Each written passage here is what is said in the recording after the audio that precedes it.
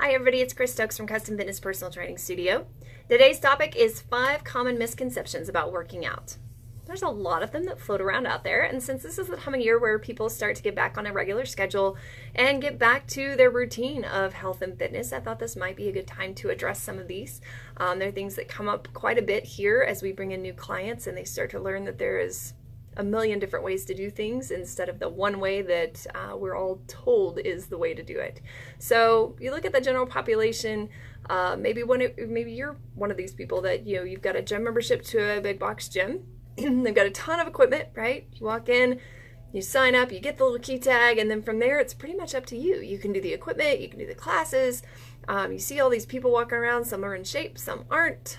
Some people you might look at and think, wow, I want to look like them, and others you look at and you feel their struggle with them.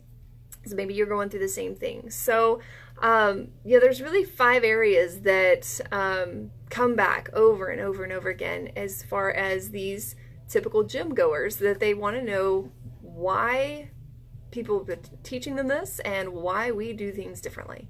So misconception number 1 is that you have to do long, boring cardio in order to lose weight and feel great and all those good things. Well, the truth is that more often than not, people are doing that long, boring cardio because it's the only machine they know how to use, right? So if you're new to a gym and you walk in and you're looking at all these machines, you may not know what to do with any of them. And for risk of, looking dumb, which is in our human nature not to want to do, we quickly run to the cardio section, grab the first treadmill, elliptical, whatever it is that we've seen before, jump on and start going, right? So the truth is, though, if you look at the other people who do that day in, day out, so maybe you've been going to this gym for a month and you've been doing the elliptical every day, and you watch these other people that come in with you. They're at the same time, they're doing the same thing, man, they're pushing really hard. Do their bodies change? Not typically, right? You're not typically going to see the difference in physique that you're probably looking for whenever you go to the gym, right? So that's a first trigger, kind of maybe that's not the right thing. So what can you do instead? Well, instead of long, boring cardio, we can either do some short burst sessions of cardio where we have kind of a consistent cardio pace, and then we do a burst in the middle of it for a little bit of shorter time, and then go for our lower pace and then burst it again. So that's called sprint training or burst training, and those are really great things to add in.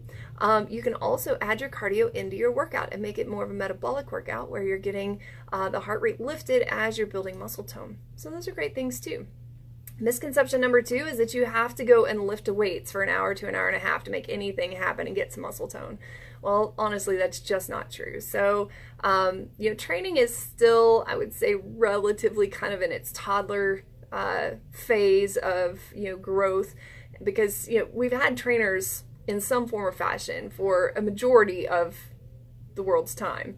But as far as this being a profession and training the way that we do today, it's still fairly new. So there were a lot of ideas that were given in the last few decades that really don't apply anymore, because research has shown us that things are different. Now, if you're doing powerlifting, if you're doing bodybuilding, it's a whole different deal, right? We're talking about general health, weight loss, muscle tone, just overall feeling good, being fit, those kinds of things.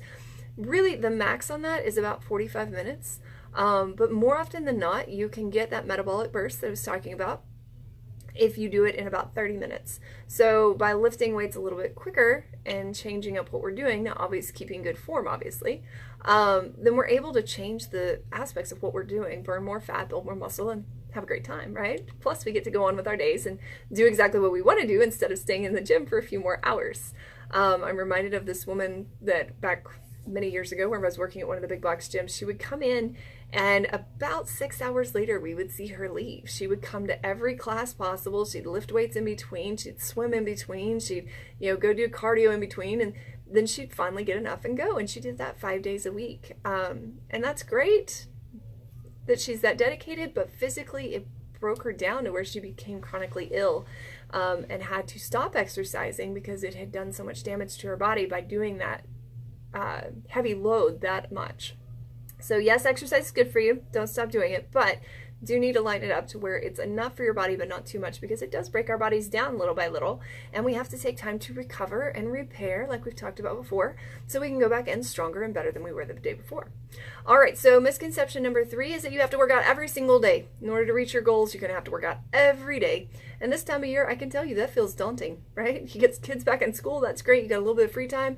That free time's now for what? Going to work, getting laundry done, fixing meals, prepping for the next day, getting everybody's lunches packed, all that kind of stuff. So finding an extra hour for yourself, 30 minutes for yourself, sometimes can be difficult. So as we start to do that, we need to know that if our goal is weight loss, general health, muscle tone, our goal for exercise is about 3 to 5 days a week, right? So even at 5 days a week, we still got a couple of days of what I like to call active rest, where you're not necessarily working out as intensely, but you're still being active. Maybe you're doing yard work, you're playing with the kids, you're doing housework, whatever it may be. So you've got that active rest in there. 3 days a week, really, you're gonna, if you're looking for weight loss, you really want between 4 to 5. If you're looking for maintaining where you're at, 3 is perfect, 3 to 4 would be good. And then just being active on those other days, starting to have more fun, you know, finding some active things that you can do with your family, with your friends, with your coworkers, whatever it may be. All right, so misconception number 4 is that pain is good. I've never understood this one. I'm just not a big proponent of pain. So the no pain, no gain thing, we threw that out the window years ago, okay? If you have discomfort, that's one thing where you're kind of feeling the burn, you're feeling things working, and you're like, oh, I don't know if I can do many more of these. That's one thing. Whenever you have absolute pain, where it stops you from doing it, or you feel like you have to push through that pain, you're going to end up causing yourself more worry and trouble than what you went into that workout asking for. So we want to make sure that we don't push through pain, but rather we give our body time to rest and recover. We have any issues checked out by a physician, those kinds of things, to make sure that we're doing things safely and that we're building our body up rather than breaking it down. So we want to make sure that whatever we're doing is going to be good for us in the future, not just good for us in the moment. So you do not need to be in pain during your workouts. You should not push through pain, but rather should obviously have moments of some discomfort, because obviously doing exercise is not always the most comfortable thing, but definitely no pain. All right, so misconception number 5 is that I should just be able to get results by showing up, right? That's kind of what the gym sells us on. So when we go into those big box gyms and they're like, yeah, if you come here, you're going to get in the best shape of your life. Here's your key tag. It's going to be great. The problem is that you show up, all they've done is rent you a bunch of equipment and a space to go do it at, right? Maybe some classes. So classes are great.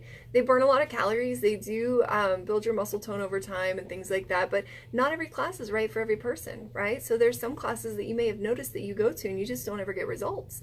And it's because you may be doing the wrong class for your goal set, or you may be doing the wrong class for your body type. Your body needs to dictate what it is that you need. So no, showing up is not enough to get results. Yes, you do actually have to go and work out. And yes, you should have some sort of precise program for this moment in your life. So whatever you did 10 years ago to get in shape may not work today. Whatever you did back in college or high school, it may not be appropriate. I know a lot of athletes who come in their 30s typically, is usually about the time that they've just given up all hope. And it's because they were athletes in high school. They might have been athletes in college, but either way, whenever they stopped being athletes, all they knew was conditioning. Right? So they knew how to strength train for their sport. They knew how to condition for their sport. So they kept doing the same workout over and over again. The problem was they weren't playing their sport anymore. So now we have a bunch of 30-somethings that don't know what to do, don't know how to stay in shape, because that's all that they were trained on, was how to perform for their sport, which obviously was very important at the time. So showing up, doing what you did before may not be right in the moment. So what do we do? Well, the first thing we do is we look for help, right? There is no shortage of help online. I can tell you that I can't even count how many video sites there are now, and 10 years ago that wasn't even the case. You know, you've got video sites, you've got books, you've got podcasts, you've got Instagram, you've got Pinterest, you name it, it's on there. But is it the right advice for you? So it's the same idea as the classes at the gym. Are they the right thing for you at the moment? Are they going to help you to reach your goal set?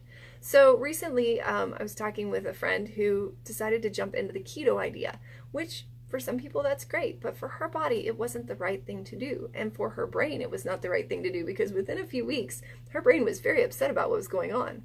And her body started showing negative effects of doing it. Now, granted, there's a million different ways to do the keto. I'm not even going to get into that today. But as she went through, she went to a doctor to see about these issues that she was having, and they very sternly told her to get off that diet for her unique body. So again, not that the keto is bad, I'm using that as a reference to show you that not every person needs to do everything out there, right?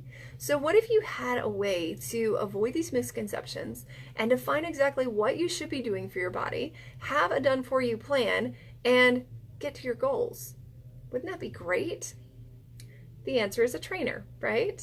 So having a fitness trainer who has been certified with one of the top 4 certifications in the nation, who has experience in helping people reach the goals that you're wanting to reach, who has a level of compassion for people who are reaching those goals, it's important. All you have to do is ask for help. So we used to make a lot of jokes, at least when I was little, that men had a hard time asking for help and directions, right? So as we went through that phase, now we've kind of turned that into everybody, haven't we? Most people are afraid to ask for help. They're afraid to ask for more direction on where they should be going or how to get there. Maybe they have in mind where they should be, but they just don't know the path to take. And that's where having a fitness professional can really come in handy. A trainer is more than, as I've heard, maybe a rented friend or someone to stand there and count your reps. A trainer is creating that precise program for you, from exercise, if they're legally allowed to, nutrition, lifestyle modification. They should be there with you through those stages, and it should be more than a workout, more than just showing up on their end too, so that they're not just showing up to deliver your workout, say, hey, great job, I'll see you in 3 days. But rather a true support team, a real helper in your goals, trying to get to where you want to be and helping to drive you forward every single day, every single month to make sure that you're getting what you need.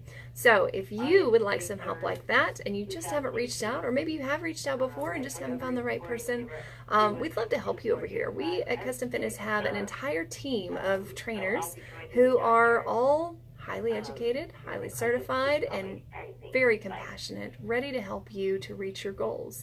So if we could be of help to you, all you need to do is give us a call, 806-322-3188. We'd love to help you out. Sit down for a free consultation, just see if we're the right fit for you. We've also got our Clean and Lean Challenge coming up on September 10th.